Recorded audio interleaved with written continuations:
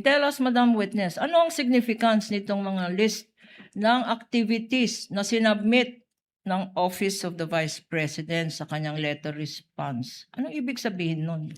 List of activities. Ito po ay naging attachment nila as documents evidencing success of information gathering and or surveillance activities po na required po kapag nagkakaroon ng payment of rewards. Anong period covered itong list of activities? December 13 to 31, 2022 po. And what ang observation, itong activities na nakalagay dyan ay prior to the receipt of the Office of the Vice President of its confidential fund. Ito ba ay kino-confirm mo? Yes po, kasi yung cash advance po for 2022 po is for the period December 21 to 31, 2022. At kailan na tinanggap ang cash advance? December 21 po ang start. Okay. Hindi ba ang ibig sabihin ng liquidation report, sinasabi mo kung ano yung mga pinaggamitan mo ng cash advance? Tama ba yan? Opo, tama po. Okay. And sa palagay mo, compliant ba to? Kasi post-audit compliance ba ito? Based po sa Basta- document, Yeah. based po sa document na to, hindi po napakita dito na yung proof of success of the information gathering at may mga activities din po dito na from December 13, 15, 17, 18 na hindi po sakop dun sa period of utilization ng cash advance which is for December 21, 31, 2022. So you mentioned a joint circular? Meron ka bang anong pinagbasihan mo kung bakit violation ito? Under po kasi sa Joint Circular 2015-01, kapag po ginamit ang confidential fund sa payment of rewards, subject po ito sa 3 conditions. Ano yung mga condition na yan? First po, it should be approved by the head of agency. Pangalawa po, it should be supported with documents evidencing success of the information gathering and or surveillance activities on account of the information given by the informer. And yung last po is, it should be directly related sa confidential activities ng agency po. Okay, so ano dyan sa requirements ang sinasabi mo hindi sinunod ng Office of the Vice President? Ito po kasing listahan na to, sinabit nila as proof of success of information gathering to support the payment of rewards. Pero based po sa documents na to, hindi po namin nakita yung particular accomplishment. Okay, nakalagay sa dokumento examples ng activities ng Office of the Vice President for the confidential funds. Pakibasa nga for the record, no? Kasi tama ba yung basa namin, may tree planting, gift giving. Please read for the record, Madam Witness. Ano yung sinasabing pinaggamitan ng confidential funds? Dito po sa December 13, 2022, Department of Education 2022 Partners Appreciation Night in Mandaluyong City, Metro Manila. December 15 night. Sandali. Appreciation night. Opo. Sa pagkaintindi mo, confidential activity ba yan? O nasa listahan ba yan Your Honor, ng confidential activities base sa joint circular? Based po dun sa enumeration kung saan gagamitin ang confidential fund, hindi po ito nakasama doon. Basahin mo pa yung iba. So hindi. Ano pa yung iba? December 15, 2022, Knights of Rizal Supreme Council, 60th year of the Institute in Baguio City, Youth Campaign on Patriotism. Meron din po Compliant ba to sa listahan? based po sa joint circular, hindi po ito nakasama dun sa mga activities po under 4.8 kung saan pwedeng gamitin ang confidential fund. Basahin mo nga lahat ng activities na yan for the record at sabihin mo kung compliant ito. Kung ito ba mga activities ay pinapayagan bilang liquidation ng confidential funds? Meron po dito December 17, 2022, Christmas activity in Happyland, Tondo, Manila. Christmas activity and exploration meeting of Extension Office Barangay 101 in Tondo, Manila. Consultation with Barangay Chairman ng Manila in Manila. Pasasalamat and update meeting TODA in Barangay Batasan Hills, Quezon City.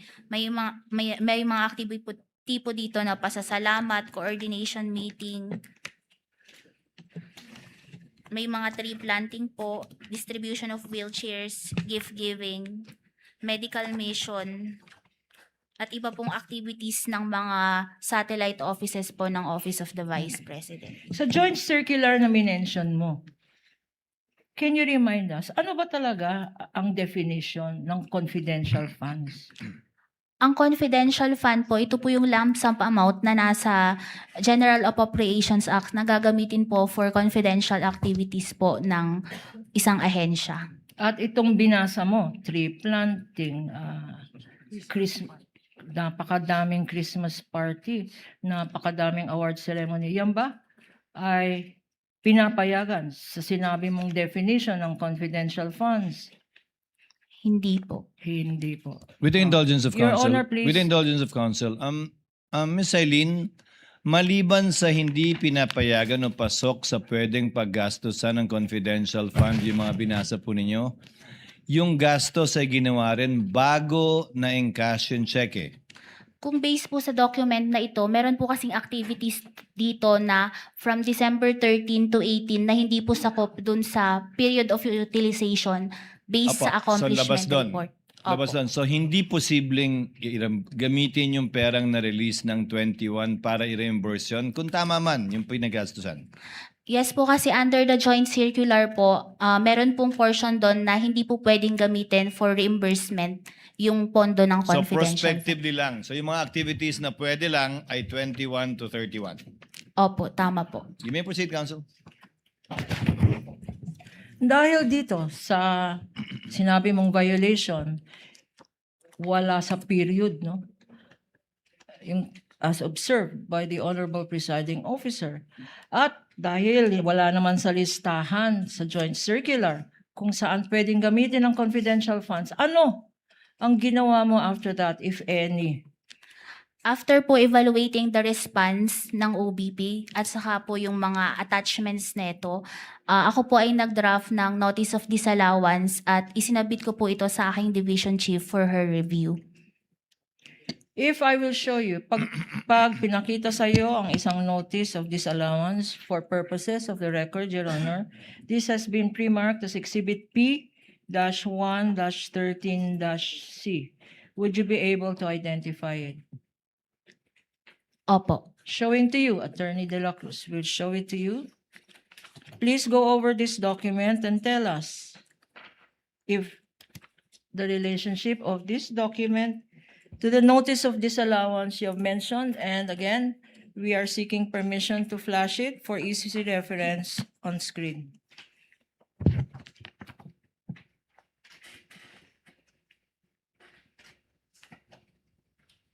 Opo, yun po yung same copy ng Notice of Disallowance na inisyo namin sa Office of the Vice President. Please look, Counsel, please look at this notice of disallowance. There is a signature there. On top of the name Nilda B. Plaras. Kanino pong signature ito? Si Assistant Commissioner Nilda Plaras po ang officer in charge ng ICFAO nung ma-issue po ang dokumento na ito. Anong ibig sabihin pag pinirmahan ng isang assistant commissioner ang isang notice of disallowance na draft mo? Ito po is for release na po sa na-approve po niya kung ang laman nito at for release na po ito sa agency. For release ng agency, okay. Tell us, Madam Witness, itong notice of disallowance ng COA ICFAO, yung recommendation mo, at yung inapprove ng Assistant Commissioner for release, magkano?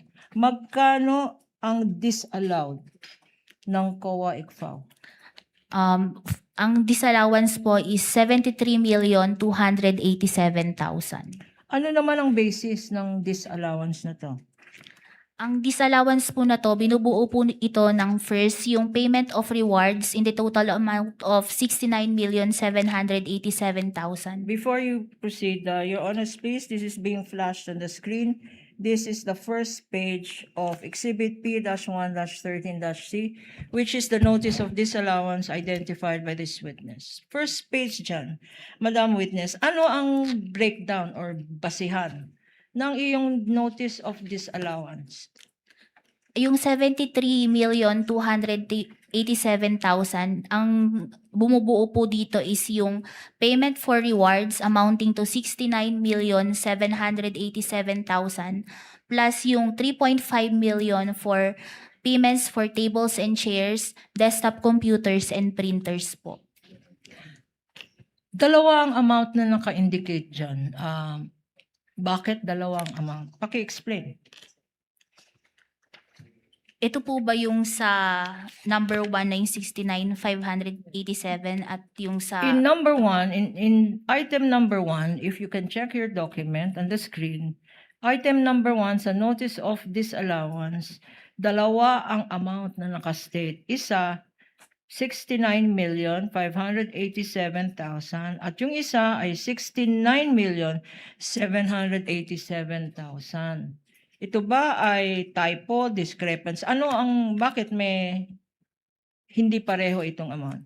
Ito po ay isang typographical error po. Ang tamang amount po is 69,787,000. Okay.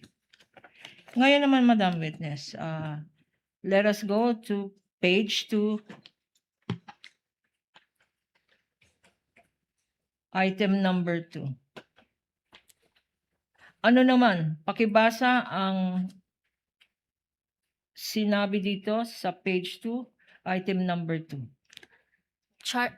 The notice of disallowance po is issued kasi yung pangalawang reason po is charging payment for tables and chairs, desktop computers and printers in the total amount of 3.5 million to confidential fund without specifying that they were intended for the confidential operations/activities undertaken by the OBP, non-compliant with the requirement of item 4.8.4 of the joint circular. Ano yung item 4.8 ng circular na sinasabi mo? Pwede po ba akong mag-refer para po sa joint circular? With the Your permission. Honor, Witness, Pwede po witness may refer to the document. thank you po.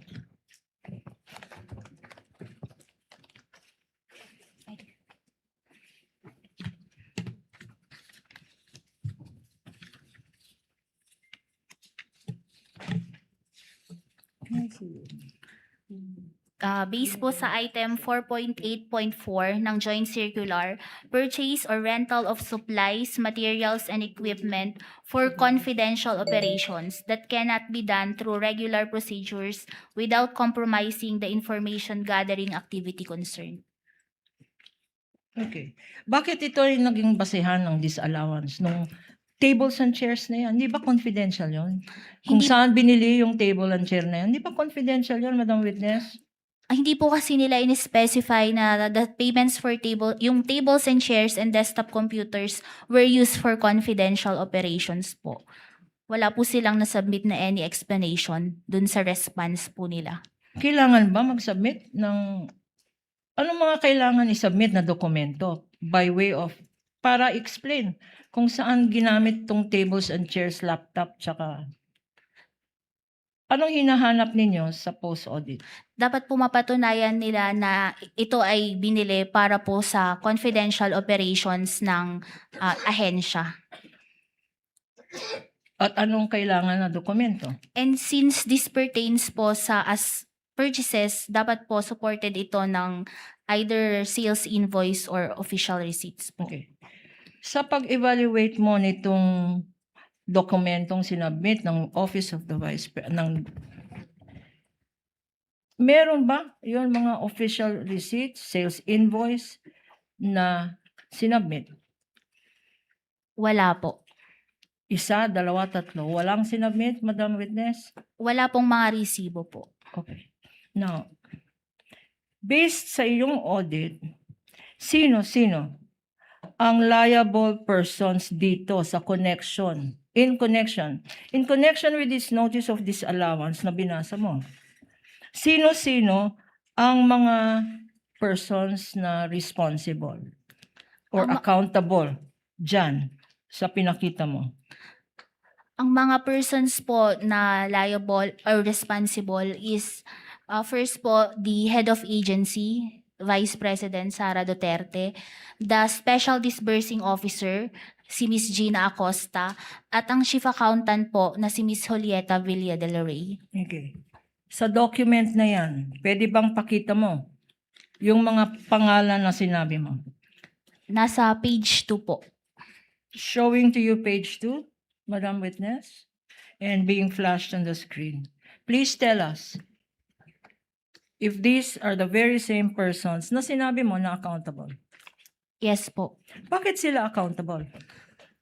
Unang-una po, yung si Vice President Sara Duterte po, siya po ang nag-approve ng transaction and including the utilization of the cash advance. Saan nakalagay dyan na siya ang nag-approve? Yun pong sa accomplishment report.